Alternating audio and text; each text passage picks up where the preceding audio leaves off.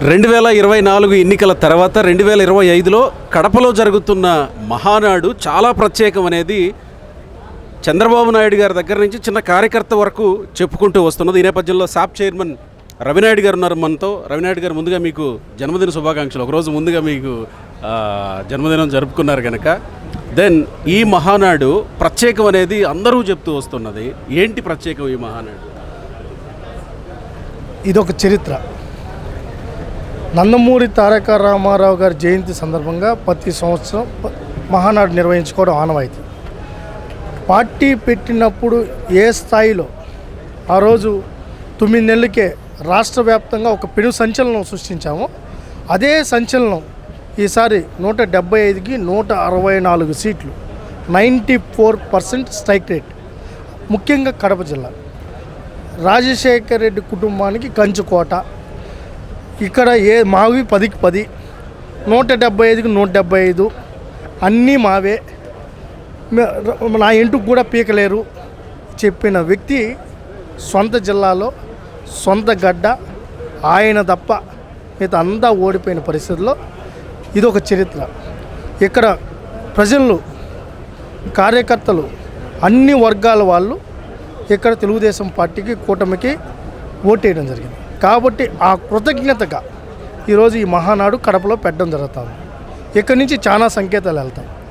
తర్వాత ఈ ప్రభుత్వం యొక్క ఆలోచన విధానం, కూటమి ప్రభుత్వం భవిష్యత్తులో ఎలా ఉండబోతుందో, ఎలాంటి స్పీడ్ నిర్ణయాలు జరుగుతాయో, చరిత్రలు ఎలా మారిపోతాయో వాళ్ళ జీవితాలు, అవన్నీ ఇక్కడి నుంచే ఈ గడ్డ మహానాడు తర్వాత చూస్తారు. ఇక్కడ అన్ని కమిటీల్లో ఎక్కువగా యువత ప్రాధాన్యం కనపడతా ఉంది.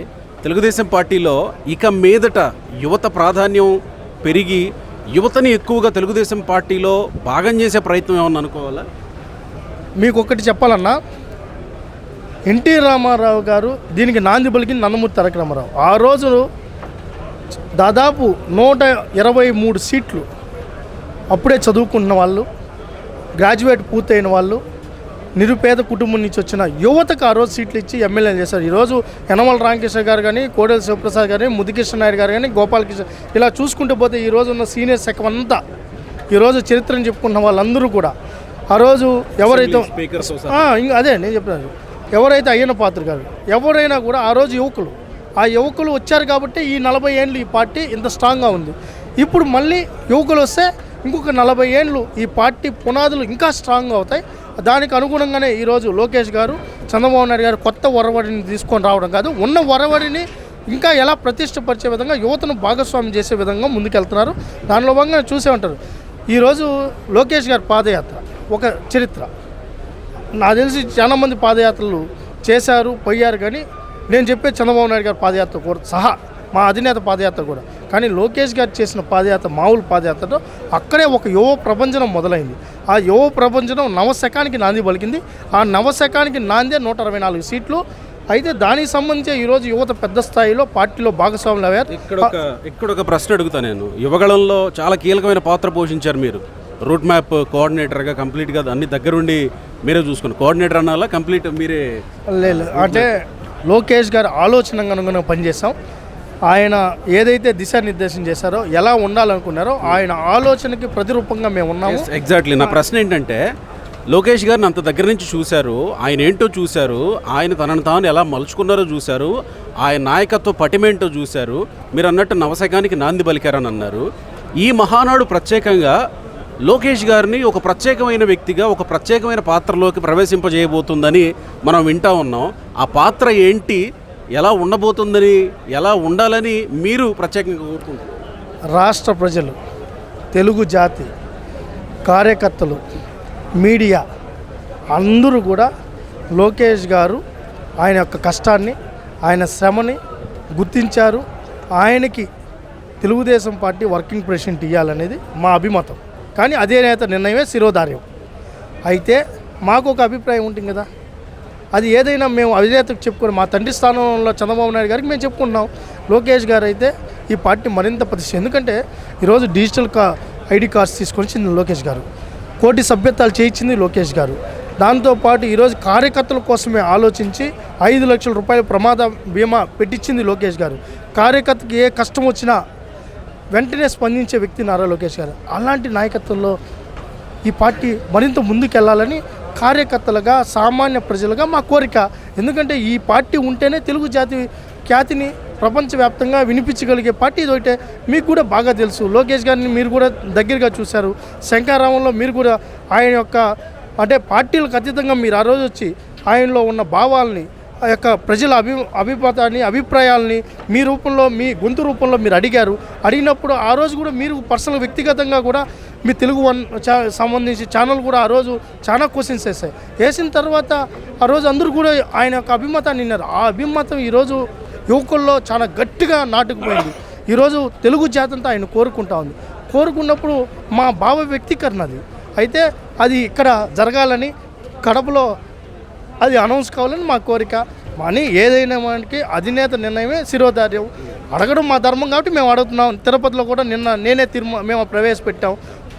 జాతీయ వర్కింగ్ ప్రెసిడెంట్గా లోకేష్ గారిని ప్రకటిస్తే పార్టీ ఇంకో 40 సంవత్సరాల పునాదులు గట్టిగా ఉంటాయని మేము అడిగాము, తీర్మానం చేశాం. జిల్లాల నుంచి ఇక్కడ పంపించాం. తీర్మానాలని ఆమోదించేది అధినేత. ఆయన ఆదేశాలే శిరోధార్యం. కార్యకర్తగా ఉండేదానికైనా సిద్ధం, వర్కింగ్ ప్రెసిడెంట్గా ఉండేదానికైనా సిద్ధం అని ఆల్రెడీ లోకేష్ గారు చెప్పారు. కానీ మాకైతే మా కోరిక అది. రైట్. ఇక్కడ ప్రభుత్వ పరంగా వచ్చినప్పుడు ప్రజలు సంతోషంగా ఉన్నారా? ప్రభుత్వ పరంగా మీరు ఆల్రెడీ ప్రభుత్వంలో భాగమై ఉన్నారు కాబట్టి మీకు ప్రశ్న. ఈరోజు అందరూ మాతో నేను బటన్ నొక్కేసా, అద్భుతమైన పాలన ఇచ్చేసానని మేము చెప్పం. కానీ ప్రజలు మా దగ్గర ఏం కోరుకున్నారో అవి నెరవేర్చేదానికి సాయి శక్తులారా ప్రయత్నం చేస్తున్నాం. సంస్కరణలు తీసుకొని వస్తున్నాం, వెళ్ళిపోయిన పరిశ్రమలు తీసుకొని వస్తున్నాం, ఉద్యోగ ఉపాధి అవకాశాలు కల్పిస్తున్నాం, డిఎస్సిని నోటిఫికేషన్ విడుదల చేశాం, ఎగ్జామ్ డేట్ అనౌన్స్ చేశాం. అదేవిధంగా ఈరోజు మహిళలు, అదేవిధంగా చదువుకుంటున్న బిడ్డలకి ఫీజు రియంబర్స్మెంట్ అన్ని బకాయిలు పెట్టేసిపోతే ఒక్కొక్కటి తీసుకున్నాం. రాష్ట్ర పరిస్థితి చాలా క్లిష్టంగా ఉంది.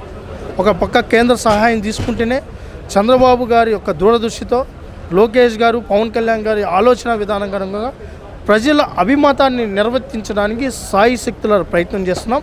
ఆ విషయంలో సఫలీకృతం అవుతున్నాం. ప్రజలు ఆనందంగా ఉన్నారు. ఈరోజు 4,000 రూపాయలు పెన్షన్. ఈరోజు భారతదేశంలో ఏ రాష్ట్రం కన్నా వెళ్ళండి, 4,000 రూపాయలు, 33,000 కోట్లు సంవత్సరానికి. ఏ పార్టీ ఇస్తూ ఉంది? ఏ ప్రభుత్వం? కేంద్ర ప్రభుత్వం కూడా సాహసం చేయలేని సాహసాన్ని ఈరోజు జగన్మోహన్ రెడ్డి చూస్తే ఆయన బిస్కెట్లు తుంచి చిన్న బిడ్డలకి కేకో లేకపోతే చాక్లెట్ ఇచ్చిట్టు 250 అని చెప్పి 5 సంవత్సరాల కాలం వచ్చారు. ఆ 3 లాస్ట్లో ఎలక్షన్ ముందుగా 3,000 చేశారు. ఆ 3,000తో పాటు మేము ఒక 1,000 రూపాయలు కలిపి 4,000గా ఈరోజు వచ్చిన రోజు నుంచి ఇస్తున్నాం. ఒక పక్క సిలిండర్లు సబ్సిడీ సంబంధించి ఫ్రీ సిలిండర్లు ఇస్తున్నాం. ఈరోజు ఆగస్టు నుంచి ఫ్రీ బస్సు అమలుకి అనౌన్స్ చేస్తాం. ఎంతమంది బిడ్డలు ఉంటే అంతమందికి మేము నెక్స్ట్ మంత్లో ఈరోజు తల్లికి వందనం 12వ తేదీ కానీ 16వ తేదీ కానీ డేట్ ఫిక్సేషన్ చేసుకున్నాం. అది వాళ్ళ అకౌంట్లో పడుతూ ఉంది. ఇవన్నీ దాదాపు 30,000 కోట్ల రూపాయలు తల్లికి వందనం అయ్యే పరిస్థితి ఉంది. ఇవన్నీ రీఎంబర్స్మెంట్. ఇదంతా ఒక ఎత్తు అయితే చివరిగా ఒక ప్రశ్న ఏంటంటే, ఒక రకంగా రాష్ట్రంలో చూస్తే గత ప్రభుత్వంలో ఉండగా ఎవరైతే అవినీతి అక్రమాలు చేశారో వరుసగా అరెస్టులు జరుగుతూ ఉన్నాయి, వాళ్ళ మీద కేసులు నమోదవుతూ ఉన్నాయి. ఇక మీ శాఖకి సంబంధించి, శాప్కి సంబంధించి ఆడదాం ఆంధ్రలో 100 కోట్లకు పైగా అవినీతి అని అన్నారు. కానీ మిగతా చోట్లంతా, మిగతా శాఖల్లో అంతా 2020 ఆడుతుంటే మీ శాఖ మాత్రం ఎందుకు టెస్ట్ మ్యాచ్ ఆడుతుంది? ఇంకా ఆడదాం ఆంధ్ర జోలికి వెళతారా? వెళితే ఎలా ఉండబోతుంది? నిజంగానే జరిగిందా? జస్ట్ ఊరికే ఒక కామెంట్ చేసి వదిలేస్తున్నారు? ఏం లేదు. ఆరో ప్రతిపక్షంలో ఏం జరిపిందో మేము అధికారంలోకి వచ్చిన తర్వాత నేనే శాప్ చైర్మన్, నేనే విజిలెన్స్కి రాసా, విజిలెన్స్ వేసేసారు. ఈరోజు ఒక ఎస్పీ నేతృత్వంలో విజిలెన్స్ విచారణ జరుగుతుంది. అది 120 కోట్లతో కాదు, దానికంటే మించిన కుంభకోణం జరిగిందనే దాని మీద గ్రాస్ లెవెల్లో గ్రామ సచివాలయాల నుంచి దాని మీద రిపోర్ట్ రెడీ చేస్తున్నారు. ఈరోజు ఇది టెస్ట్ మ్యాచ్ 2020 మ్యాచ్ కాదు, కానీ ఒక నిర్దిష్టంగా ఉంది. ఆ మ్యాచ్ ఎలా ఉంటుందంటే రసవత్రంగా ఉంటుంది.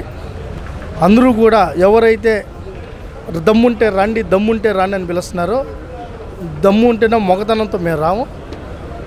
ఎఫ్ఐఆర్ కాపీతో వస్తారు.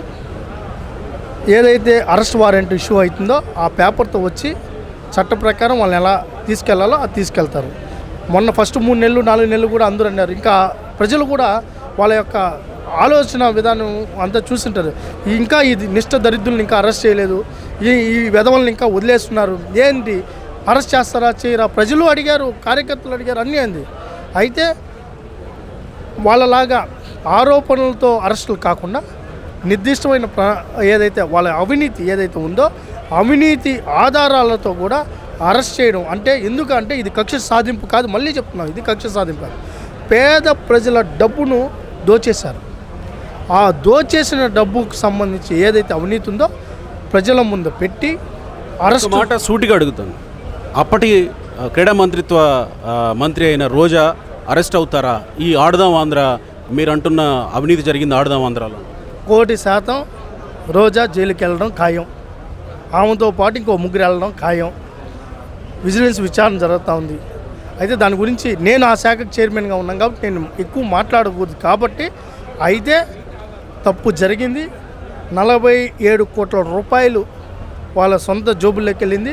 ఆ 47 కోట్లతో పాటు ఇంకా ఏమేమి జరిగాయో అవన్నీ తీస్తున్నాం. టూరిజం, యూత్ అఫైర్స్ సంబంధించిన వాటిని కూడా తీస్తున్నాం. ఆమె ఆ పిల్లి గంతులు, ఆమె ఆడిన ఆటలు, మాట్లాడిన మాటలు, పడిన చేష్టలకి ఖచ్చితంగా ఏం జరగాలో అవన్నీ జరుగుతాయి.